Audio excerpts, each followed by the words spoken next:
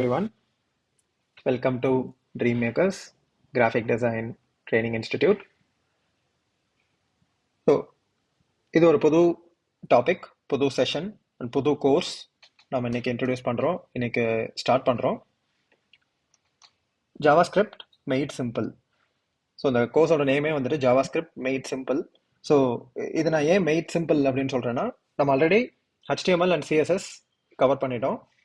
HTML CSS course பார்க்காம இந்த course R இந்த செஷன் ஸ்டார்ட் பண்ண போறீங்க அப்படின்னா, நான் உங்களை வந்து ஃபர்ஸ்ட் HTML அண்ட் CSSஓட ஒரு கம்ப்ளீட் ஓவர்வியூ அட்லீஸ்ட் தெரிஞ்சுட்டு அதுக்கப்புறமா இந்த செஷனை ஸ்டார்ட் பண்றது நல்லா இருக்கும் அப்படின்னு சொல்லுவேன்.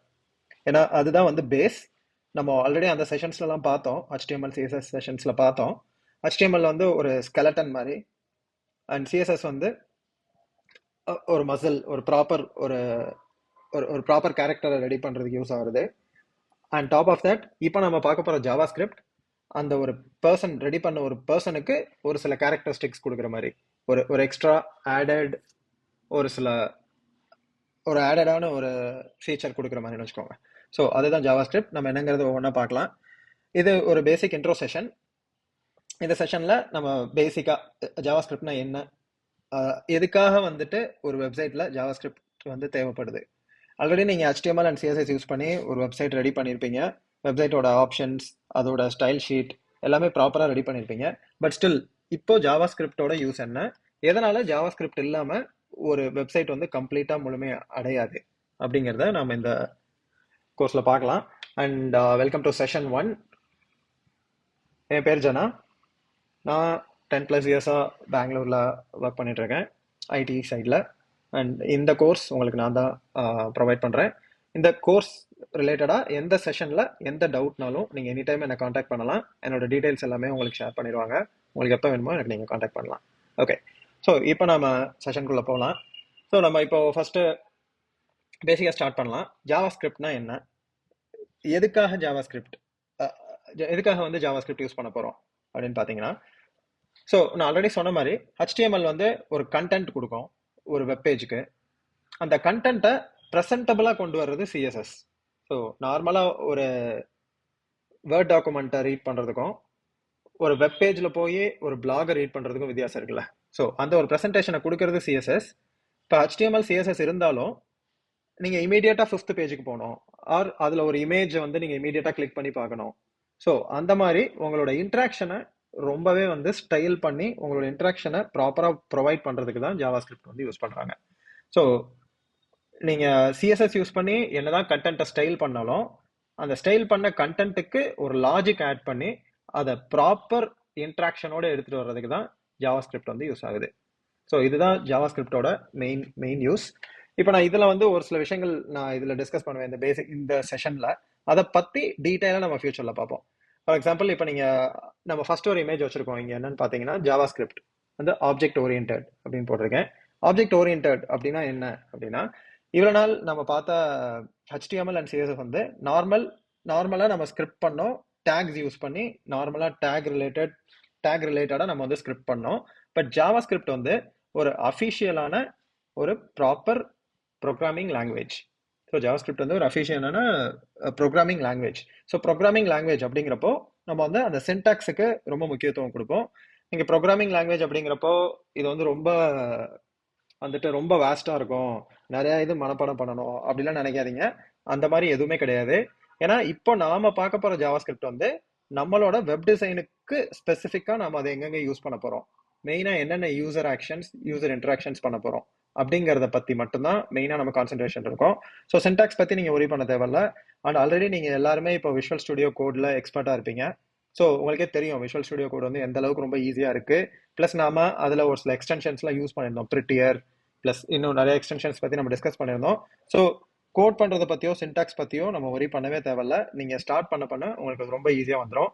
ஸோ இது உங்களோட ஃபர்ஸ்ட் ப்ரோக்ராமிங் லாங்குவேஜ், எனக்கு இது வரைக்கும் எக்ஸ்பீரியன்ஸே இல்லை, நான் வந்து பேசிக்காக ஒரு வெப் டெவலப்மெண்ட் ஸ்டூடெண்ட் ஆர் ஒரு கிராஃபிக் டிசைனிங் ஸ்டூடெண்ட் அப்படின்னு சொல்லி நீங்கள் ஒரி பண்ணிக்கிறதுக்கான அவசியமே கிடையாது. ரொம்ப ரொம்ப சிம்பிள். ஓகேவா? ஓகே, ஸோ அதுதான் ஜாவாஸ்கிரிப்டோட ஃபீச்சர்ஸ். இதில் பார்த்தீங்கன்னா அது வந்து ஒரு object oriented programming language. Object oriented அப்படின்னா, இப்போ ஃபார் எக்ஸாம்பிள் நாம ஒரு ஆக்ஷன் பண்ணணும் அப்படின்னா அதுக்கு ஒரு ஆப்ஜெக்ட் மாதிரி கிரியேட் பண்ணி அந்த ஆப்ஜெக்டை வச்சு அந்த ஆக்ஷனை பண்ண வைப்போம். ஸோ அதை தான் அந்த ஆப்ஜெக்ட் ஓரியன்டட் ப்ரோக்ராமிங் அப்படின்னு சொல்லுவாங்க.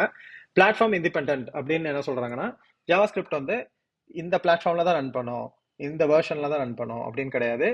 அது வந்து இண்டிபெண்டா நீங்க ஒன்ஸ் கிரியேட் பண்ணீங்கன்னா அதை நீங்க வந்து ஒரு ஹோஸ்ட் பண்ணிட்டீங்க அப்படின்னா அது எல்லா பிளாட்ஃபார்ம்லையும் பேக் எண்ட்ல ப்ராப்பரா ரன் ஆகும். நான் சொன்ன மாதிரி ஒரு வெப் பேஜ் அலைவா வச்சிருக்கிறது ஜாவாஸ்கிரிப்ட் தான். அது HTML. ஓகே, நான் இங்க ஒரு லைன் எழுதியிருக்கேன், it updates HTML using the DOM அப்படின்னு சொல்லிட்டு. இந்த DOMனா என்னன்னு சொல்லி நம்ம செப்பரேட்டா ஒரு தனி செஷனே பார்க்க போறோம். ஸோ இது எல்லாத்தையும் நீங்க ரிலேட் பண்றப்போ உங்களுக்கு வந்து எதுக்காக ஜாவாஸ்கிரிப்ட் யூஸ் பண்றாங்க, அதோட பெனிஃபிட்ஸ் என்ன அப்படிங்கிறது ரொம்ப கிளியராகவே புரியும். அண்ட் எக்ஸப்ஷன் ஹேண்ட்லிங்க்கு it is very capable. Exception handling அப்படின்னா, இப்போ நம்ம ஒரு வெப்சைட் வந்து லைவா ரிலீஸ் பண்ணிட்டீங்க. ஃபார் எக்ஸாம்பிள் ஆப்பிள் வெப்சைட் வச்சுக்கலாம். ஆப்பிள் வந்து ஒரு வெப்சைட் லைவா ரிலீஸ் பண்ணிட்டாங்க. ஒரு நாள் வந்து அவங்களோட ப்ராடக்ட் வந்து அவங்க ஸ்ட்ரீம் பண்றாங்க. ஒரு புது ஐபோன் ஏதோ ஒன்று ரிலீஸ் ஆக போது அவங்க வந்து அதை வந்து ஸ்ட்ரீம் பண்றாங்க அப்படின்னா அதை ஒரே டைம்ல ஒரு க்ரோர்ஸ் ஆஃப் யூசர்ஸ் வந்து அதை வந்து அக்சஸ் பண்ணுவாங்க. All over the world access பண்ணுவாங்க.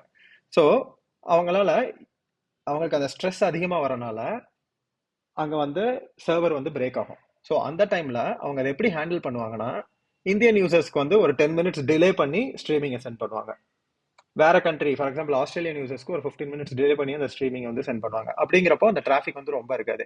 ஸோ இந்த மாதிரி எக்ஸப்ஷன் ஹேண்ட்லிங் எல்லாமே நம்ம ஜாவாஸ்கிரிப்ட் மூலமா பண்ணலாம். ஸோ ஒரு வெப்பேஜ் வந்து பிரேக் ஆகாம அதை எப்படிலாம் நம்ம அவாய்ட் பண்ணலாம் அப்படிங்கிற ஃபீச்சர்ஸ் எல்லாம் ஜாவாஸ்கிரிப்ட்ல இருக்கு.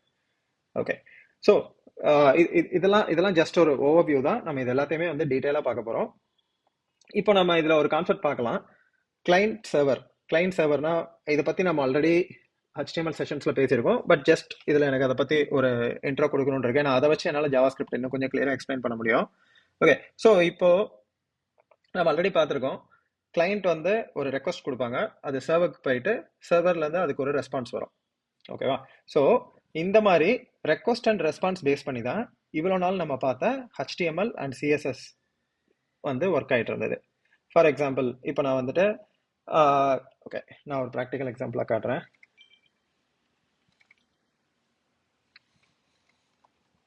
நான் க்ரோம் ஓப்பன் பண்ணுறேன்.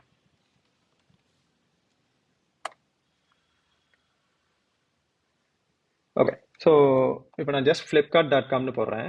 இப்போ இங்கே flipkart.com நம்ம கொடுத்ததும் இதை ஒரு ரெக்வஸ்ட்டாக எடுத்துட்டு அதை சர்வருக்கு போயிட்டு அதுக்கப்புறம் ரெஸ்பான்ஸாக நமக்கு வருது. ஸோ இது வர்றதுக்கு ஒரு குறிப்பிட்ட அமௌண்ட் ஆஃப் டைம் வந்து எடுத்துக்குது. இப்போ நான் இதில் வந்துட்டு ஃபார் எக்ஸாம்பிள் ஃபேஷன் அப்படிங்கிற ஆப்ஷன் கிளிக் பண்ணேன்னா இந்த யூஆர்எல்ல /fashion அப்படின்னு போட்டு அதுக்கு ஒரு ஸ்பெசிஃபிக்கான எண்ட் பாயிண்ட் வந்து ரெக்வஸ்ட்டாக பாஸ் ஆகி அதோட ரெஸ்பான்ஸாக நமக்கு என்ன வருது, இந்த HTML + CSS கோடோட UI ரிசல்ட் வந்து நமக்கு வருது. ஸோ HTML அண்ட் CSS ஸ்டாட்டிக்கான ஒரு ரெப்ரசன்டேஷன் தான், ஸ்டாட்டிக்கான ஒரு UI ரெப்ரசன்டேஷன். அது எப்படி நமக்கு இங்கே ரெப்ரசன்ட் ஆகுதுன்னா, நம்ம கொடுக்குற ரெக்வஸ்ட்டுக்கு சர்வர் கிட்ட இருந்து வர ரெஸ்பான்ஸ் தான் இந்த UI level of HTML representation. ஓகேவா? ஸோ இது வந்து ஒரு ஸ்டாட்டிக்கான ஒரு விஷயம்.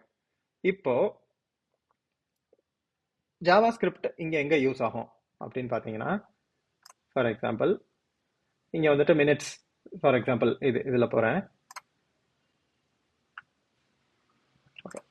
இப்போ நான் இந்த மினிட்ஸுங்கிறத கிளிக் பண்ணது என்ன ஆகுதுன்னா, ஃபார் எக்ஸாம்பிள் இங்கே கொஞ்சம் ஆப்ஷன்ஸ் காட்டுது. இதில் இப்போ நான் ஃபார் எக்ஸாம்பிள் இதை எடுக்கிறேன், கிவின்னு சொல்லிட்டு ஒரு ஃப்ரூட் வந்து நான் ஆட் பண்ண போகிறேன். ஸோ இங்கே ஓகே, இங்கே பாருங்க, இங்கே நிறையா ஃப்ரூட்ஸ் சஜஷன்ஸ் இது காட்டுது. இப்போ நான் ஃபார் எக்ஸாம்பிள் இதில் இருக்க எல்லாமே நான் ஆட் பண்ண போகிறேன் அப்படின்னா இங்கே ப்ளஸ் கொடுக்குறேன்னா ப்ளஸ் ப்ளஸ் ப்ளஸ் ப்ளஸ், இதில் எனக்கு 2 யூனிட், ஸோ 2 யூனிட், இதில் எனக்கு 3 யூனிட், இல்லை 2 யூனிட் போதும் அப்படின்னு மாத்துறேன். ஸோ இப்போ நம்ம என்ன பண்ணியிருக்கோம், இங்கே இவ்வளோ யூசர் இன்ட்ராக்ஷன்ஸ் பண்ணியிருக்கோம். ஓகேவா? நார்மலாக நம்ம கோடு, நம்மளோட HTML CSS கோடில், இப்போ ஃபார் எக்ஸாம்பிள் இதை நான் இன்ஸ்பெக்ட் பண்ணி காட்டுறேங்க என்ன இருக்குன்னு சொல்லிட்டு.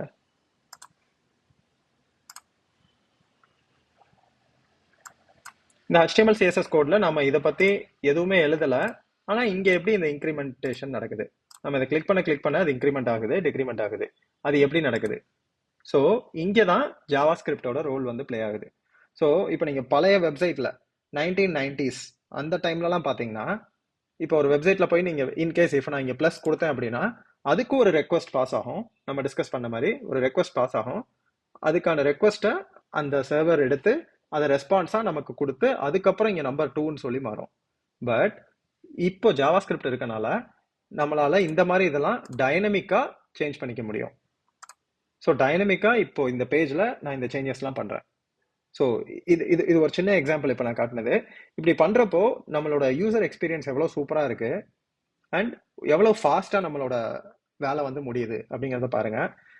இது இது இது இந்த மாதிரி இதை ரெக்டிஃபை பண்றதுக்கு தான் மெயினா ஜாவாஸ்கிரிப்ட் எடுத்துட்டு வந்தாங்க. பட் அதுக்கப்புறம் ஜாவாஸ்கிரிப்டோட யூசேஜ் ரொம்ப அதிகமா இப்போ எல்லா வெப்சைட்ஸ்லயும் இருக்கு.